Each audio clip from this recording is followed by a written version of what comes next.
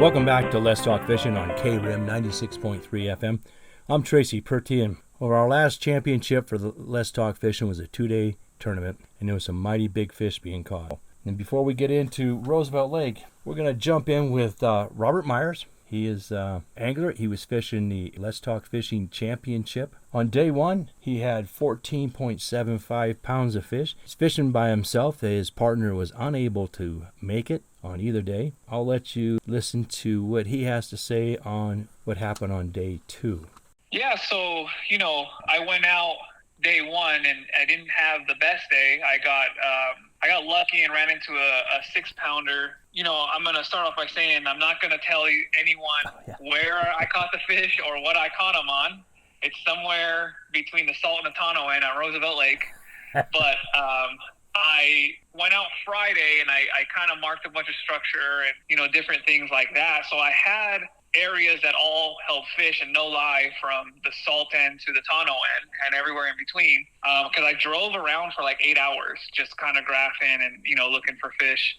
And day two, it honestly, I think it's when, they say luck meets preparation, and it's when it's your day, it's your day. I actually fished for about an hour or two and I didn't get a single bite. And I know I talked to some of the other anglers and they were like, we had all our weight by like 9:30 in the morning, 10 o'clock or 8 o'clock or whatever. And we launched kind of early on day two at like 5. So I fished until about 7, maybe 6:37 without a bite. And I was just running what I had found.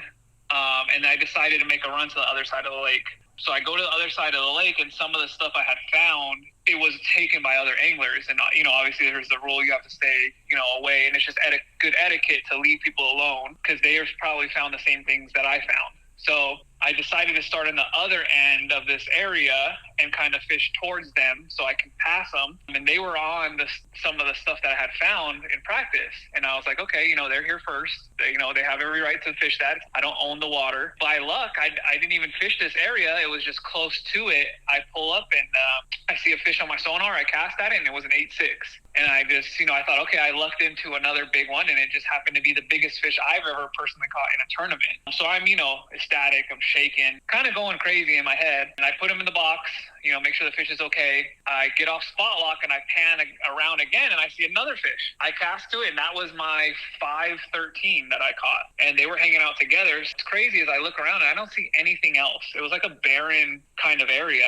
So I start fishing down the bank and I catch a couple, 2-pounders, but there's a lot of 1-pounders in the lake right now. So, I'm running through these smaller fish, because like day one I had a 6-pounder, but everything was like 113 and under the rest of my 4. And that's how my other day went. So I was like, okay, if I can just get 5 with these 2 fish and like 3 small ones, I'll be in the money somewhere. So I keep fishing down, nothing big. I go hit another spot and I catch a couple 3-pounders. I catch a 3.5 and a 3.7. So right now I have, about 18 pounds, and I'm like, I'm probably in contention for top 5 now. And how many fish do you have at that time? I have 5. You have 5? Okay. I have 2 like 3-pounders, the 8, I think it was the 8.2 and the 5.13.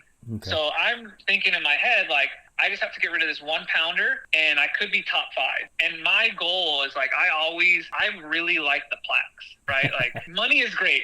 Don't get me wrong. I'm not going to scoff at money any day, but I think there's something to like the plaque and the money. It's like great memories and things like that. Sure. So I end up leaving that area and I try to go to another area I had found on another spot on the lake. But of course, again, like everybody kind of knows where these fish are going to be this time, any time of the year. Like there's some great fishermen out here in Arizona that you're competing against. And it doesn't matter if you're, doing a little club derby or, a big derby to one bass. Like there are really good anglers in this state. So we all kind of find the same areas, and, it's unfortunate, but this is how our lake's set up. So I go to that area and people are on it.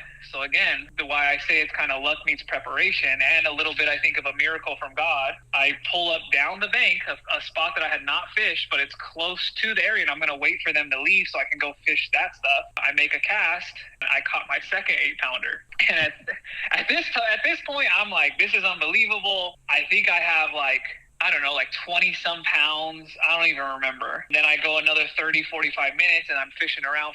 Then I go to another area fishing hard and I catch that 713. It's like, so it's, you've heard in the past, like, especially this time of year, people will show up to one spot and catch 20, 30 pounds by, 6, 7 o'clock in the morning and win the Derby. But for me, I feel like it was special because every spot I went to, there is where I caught a big fish. I didn't catch them all in one area. It was literally like 4 to 5 different spots. Now, yeah, it was luck. Did you catch all your big fish on one bait, or was there different baits you used? A little bit of everything. It was a lot of junk fishing. Okay. I will say. So after that, I went to another spot, and then that's where I caught the last one. Because at this point, I had 33 pounds. I didn't have the best day one, and I know 33 pounds is going to be hard to beat, but there are guys in your tournament series who drop 20, 25 pounds on the regular. That's like a regular day of fishing, and I'm not one of those guys, so I was like a little worried in my head. And then I ended up catching a 413. And I think I won. Yeah, which put me over 35. So what was it like bringing in those big fish, or knowing that you didn't have a partner for a net? I do enjoy fishing both styles. I do like fishing with a partner. I do feel at a disadvantage when I don't have a partner, especially the net situation, and then also like having that second line in the water. But sometimes it's like nice to fish by yourself because you don't have to bounce ideas off of somebody. You just can go fishing and be a fisherman. So I actually fish half the time by myself, so I'm kind of used to it. I will say it has its advantages and disadvantages. And like, for example, I fished a Derby at Pleasant in November and I dumped 3 or 4 fish. One was probably a 5-6 pounder, and then a couple I lost like a 3. I caught a 3 and a couple 2s that would have put me easily at 15, 16 pounds, and I think 14 pounds won that Derby. And if I would have had a partner with me to net those fish, I probably would have won. But again, in this Derby, like, who knows if my partner would have been agreeable with my ideas, because when I fish with a partner, it is. Sure. He pays half his entry fee, I pay half mine. We have to collaborate and come together with a plan. And I do trust my fishing partner to, he's a good fisherman too. So I listen to, if he says, hey, I want to do this or that, I listen to him. Then you guys make a decision on where you're going. Yeah, exactly. Yep. I'm not the type of guy that this is my boat, I run the show. If it's my boat or his boat, it doesn't matter. We come in, we both paid our entry fee, both have every right to come up with a game plan together. An awesome day of fishing. Yeah, it is the best day of fishing I've ever had in my life. So just to let everybody know, LTF's record for the most weight in a 5-fish tournament was at 34.29 pounds. This was caught back in January 30th of 2016 at Apache Lake by Clifford Perch, DJ Daniels. Robert Myers, all by himself, beat that record by 1.5 pounds. So that's another exciting thing about this day, and doing it by yourself. That's pretty cool, but it's sad that nobody got to see you do it while you're in the boat. But I actually have video footage of every single catch. Good. Because I do video editing for various companies, like sponsored because I'm a good fisherman or anything like that. I consider myself a decent fisherman, but in comparison to some of these other guys, I don't think I stack up like that. But I do a lot of video work for social media, and like Copper State's one of them, Sunline, AFTCO, things like that. Low down custom rods, swimming underground. So that's where I get my sponsorships. So I do record while I fish. And then I did record the weigh-in. I sent you that video too. Yes. Norman Upton actually helped me with that. So I have that recorded. But this is some footage that I think I'll take to the grave with me, or maybe in a couple years, drop it, release it. Now, is this video, is it available for the public to see? Not at this moment, no. Maybe next year, or, if the lake comes up and the places I fished are out of water or underwater, then I'll probably do it. When you do that, we'll let the folks know, and they can watch this awesome day you had. Yeah, it was completely unreal. His total weight for 2 days was 50.70 pounds. Not that I want to say, but he just stomped second place because he was 14.5 pounds ahead of second place. And they had a really nice 2-day bag of 36.25. Which is a great bag. Absolutely. That's a phenomenal bag. Also during this tournament, a 11.05 was caught. That was caught by Fisher Griffith and John Landis. They're buddies of mine. And yeah, they caught an 11.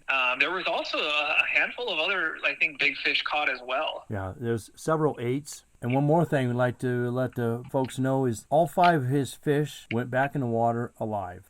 We make a very important effort to make sure that the fish stay alive. The anglers are penalized if they bring me a dead fish. A lot of guys bring ice. They make sure that these fish stay alive. We weigh them, we put them in tanks, we make sure they're good to go, and then we put them back in the water. I will say that's one thing I do appreciate about pretty much every angler that's out there is fish care is of the most importance. That's kind of one of the things I was freaking out about is, I'm really good at taking care of my fish. I don't want to be penalized. I would hate for a big fish to die, but I've never had that much weight in my live wells at one time. And I actually, one thing I did is pumped fresh water in, kept my oxygenator on. I wet a towel and I put it over the live well lid every stop, because it'll keep some of the heat out and keep it insulated and cool. All righty. Well, Robert, thank you for sharing Day on the Water with us. Yes, sir.